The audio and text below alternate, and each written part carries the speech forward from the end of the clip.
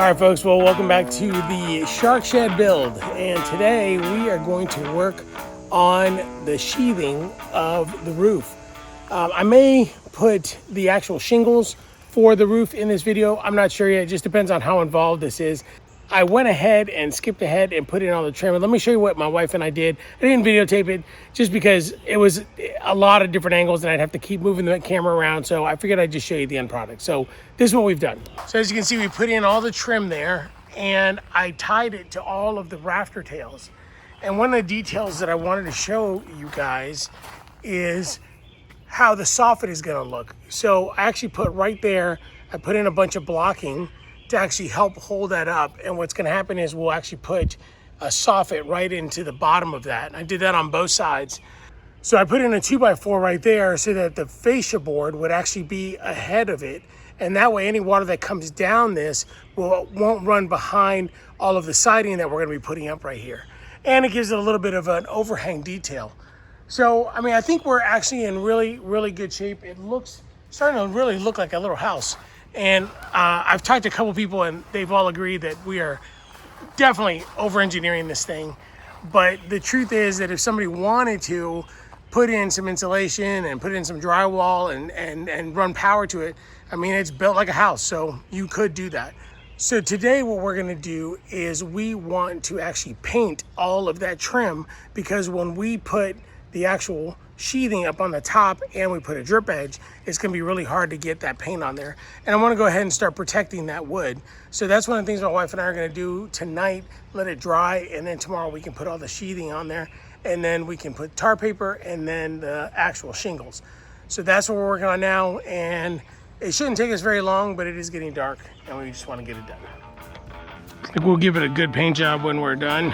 But for now, I just need it to be at least a little protected.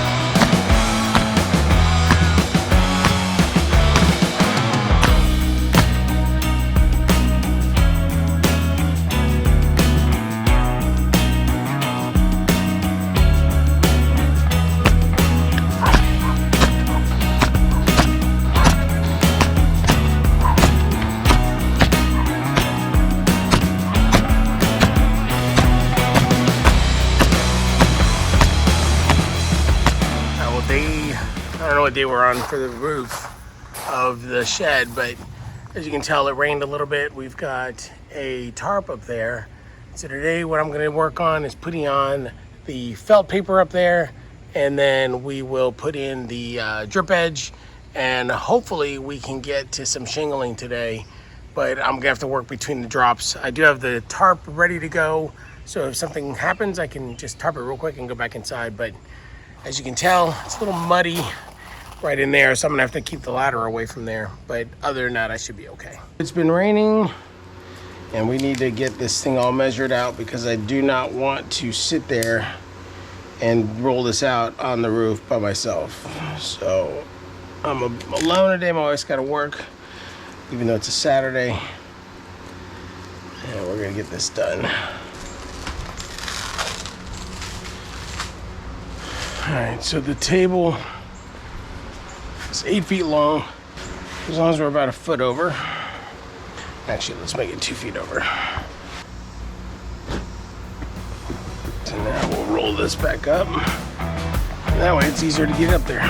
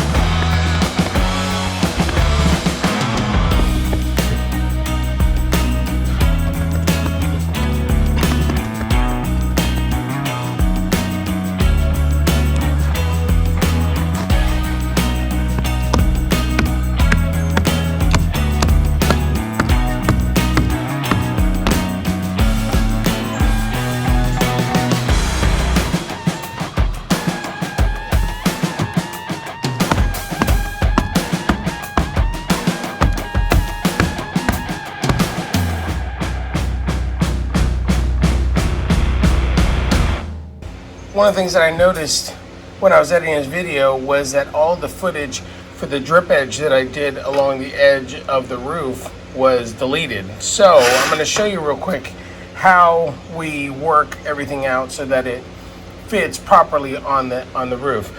So when you're going around a corner, you want this piece, like let's say that it's angled down like this, and this is coming down off the edge of the roof, and you want to turn a corner to go around everything. What you're going to do is you are going to take your tin snips, you're going to cut right here, and then you're also going to cut right along here. And then what you'll do is you will actually turn it this way, and then that way it becomes part of the corner of the roof. So you can imagine it goes like that. And then what you're going to do is you're going to take another piece and bring it over the top of this so that it actually makes it nice and smooth on both sides. And then you've got a nice edge right there like that. And then on this corner, everything will just kind of slide together like that. What I would then do here is I would take this piece and I would cut that off. Not cut it off, you're just cutting it, and then you're going to wrap it around there. So now you've got a nice simple piece like that. So that's a rough showing of what I did to make everything work. So at the eaves at the very top, all you're doing is you're just cutting right there, and then what you're going to do is you'll bend it over the eaves and like that. So then that shows up nice and neat, and that's how the detail is on the actual roof. To attach it to the roof, all you're doing is you're dropping actual nails into this, and they're actual roofing nails. It goes in nice and neat, and it's not really that difficult to get through. And then the part that I'm doing next, which is the starter strip, that starter strip actually, so imagine this is the edge of my roof. I have nails that go in here, and then the starter strip actually will lay out right across here. And that's the part that you're gonna see us putting together right now. All right, so I remember when we moved in, the owner of the house had these shingles from the roof of the house up on one of the shelves. And so what I was gonna do, I was going to have to cut a bunch of my new shingles to make starter strips. But since I've got this, I'm gonna use these instead. That way I don't waste the color that I want for my shed. When you go to start roofing the top of the shed up there, you need to have like a very starter piece. And you can buy a pack that actually has the starter strip in it, but it's like 40 bucks a bundle. And I think that that's kind of a waste of money. And I think these will work just fine. So you look at the anatomy of a shingle. It's a 3-tab architectural shingle for this. The same thing that I have for here, just a different color.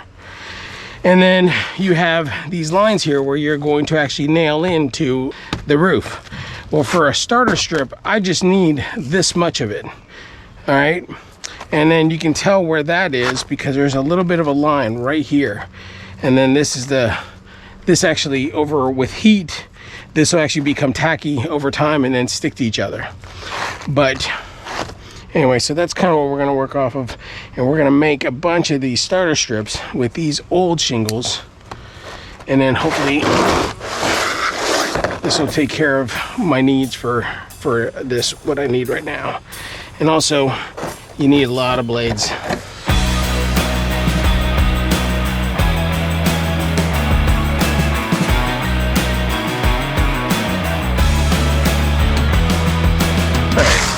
So first piece, we want to just hang it just a little bit over the flashing, not the flashing, over the drip edge on both sides right there.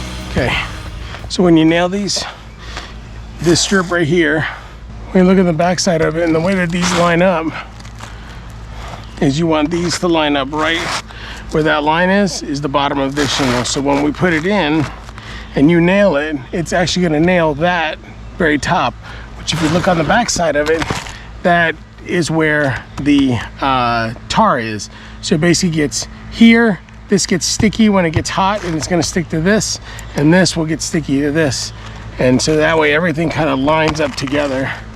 And then we'll put that one in afterwards. So let's, oh, stop. So let's move over a little bit. I'm gonna get this one in, then I will do a half a piece here, which will then go down on the end, and we'll just go all the way across. But we're gonna go all the way across first on this.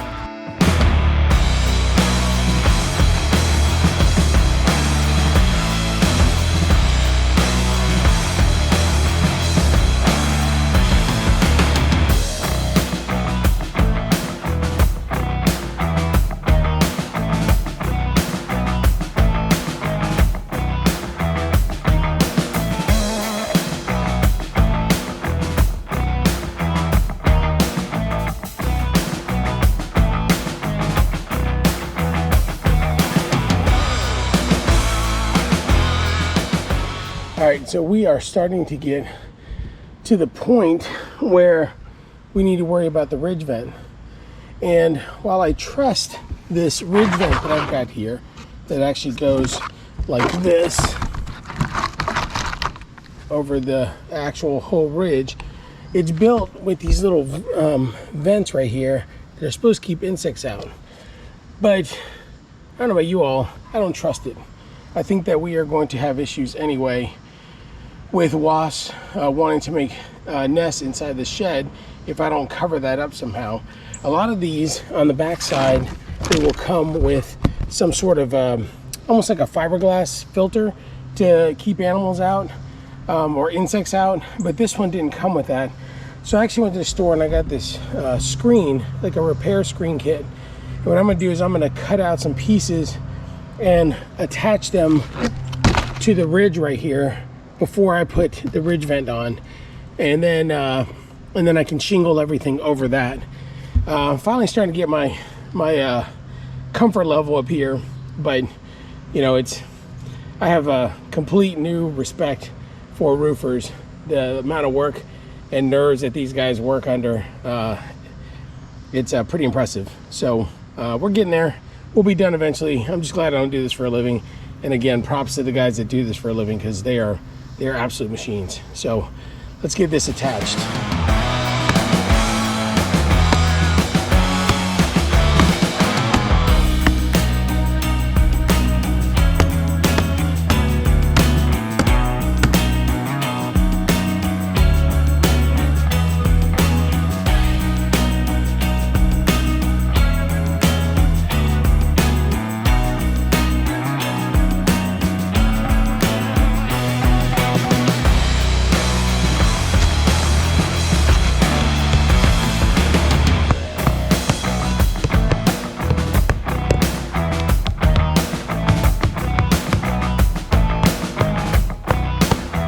Well, that is the whole side right there. I actually cut out a nice little notch right there. It's covering up all the screen, and now it's ready for the ridge vent that's going to go right over that top.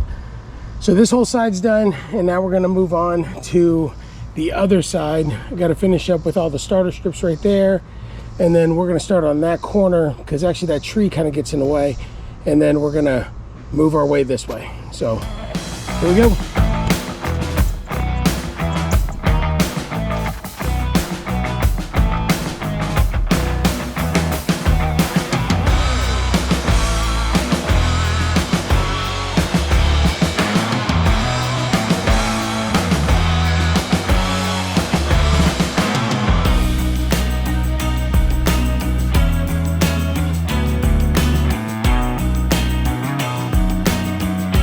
Alright, we are all done with the shingles on both sides. I've got the screen in the middle, and now we're going to work on getting this in place. But first, what I want to do is, right on the ends, I've got some ridge shingles that are going to go on here, but I need to put one there and then put one over there before I put the ridge cap on. And that way everything has a uniform look to it, and then we are going to be in pretty good shape for us to finish this all up. All right, so now we're gonna do this. We're gonna open this up, and then we will break up each one of these ridge caps. These are actually perforated. So what you do is when it's cold and they're a little bit, harder because this is a petroleum type of product, these are much easier to break. And you can do multiple at a time. They just kind of snap, but because it's warm, they're kind of gooey. I only need 4 of these right now before I put on the ridge cap. So I'm only gonna take what I need. I don't know about you guys, but I like to listen to books while I'm working. And I'm listening to this book right now, No Pain, No Gains by Chip Gaines. Really, really good book. I do a lot of audio stuff. I used to travel a lot and I was on the road and I just have gotten used to doing it, but highly recommend this book if you want to listen to it.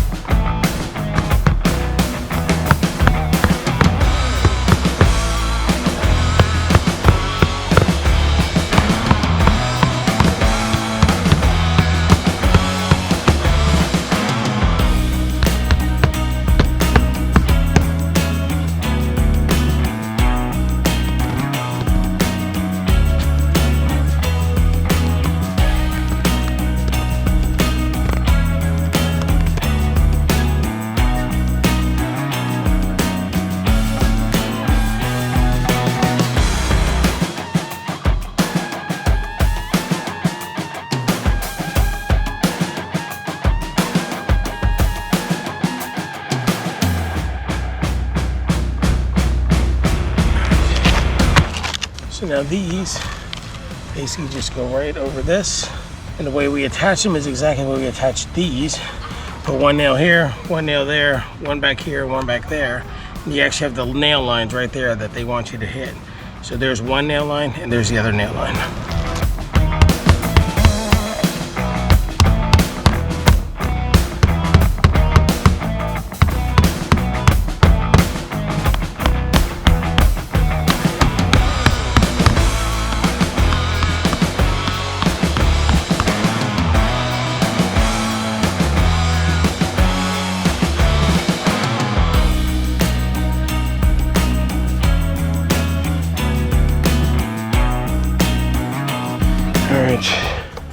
And I got this giant tube of all-weather roofing cement for this one purpose here, which is to cover this up.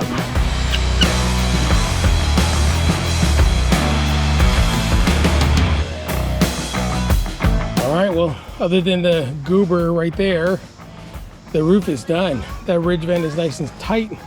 It's sturdy. I got the mesh underneath it so no bugs can come in.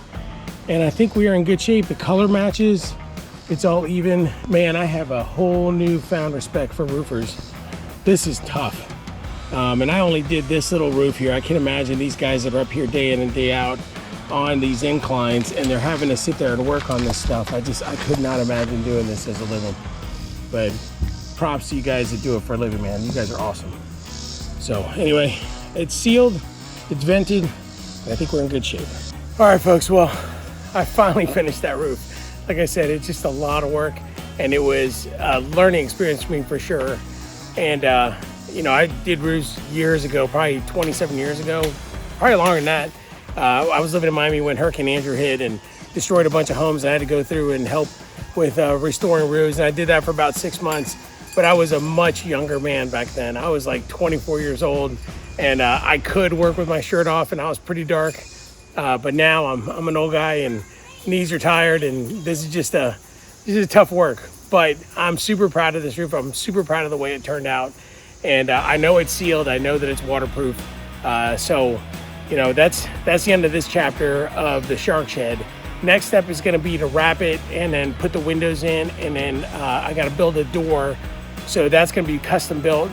So I think I'm going to wrap all that stuff together so that we finish up with all of the drawing in of the shed.